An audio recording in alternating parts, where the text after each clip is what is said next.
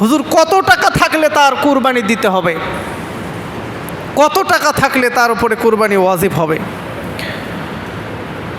7.5 তোলা স্বর্ণ অথবা 52.5 তোলা রৌপ্য অথবা এই সমপরিমাণ মূল্য, কিছু স্বর্ণ কিছু রৌপ্য অথবা অন্য কিছু সম্পদ সব মিলিয়ে যদি 52 তোলা রূপার সমপরিমাণ অর্থ হয়, আর সে যদি সুস্থ এবং বালেক যদি হয়, তাহলে তার ওপরে কুরবানি ওয়াজিব হয়ে যাবে। 52.5 তোলা রূপের বর্তমান মূল্য হলো 1,78,500 টাকা।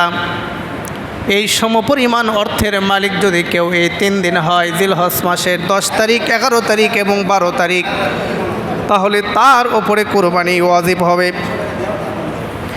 সম্মানিত বন্ধুগণ, এখন কথা হলো, হুজুর কারো সামর্থ্য আছে, সামর্থ্যবান ব্যক্তি, তারপরেও যদি কুরবানি না করে, ধরেন তার সম্পদ আছে কিন্তু সে কুরবানি করলো না, তাহলে তার জন্য কি হবে?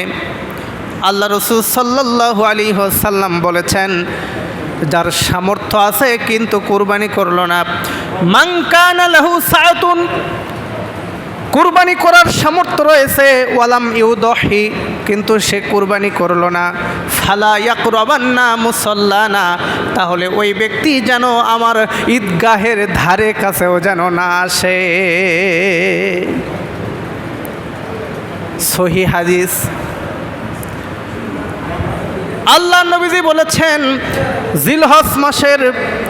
জিলহজ মাসের আমলগুলোর মধ্যে সর্বোত্তম, আল্লাহর কাছে গ্রহণযোগ্য অন্য কোনো আমল নাই কুরবানি করার মতো।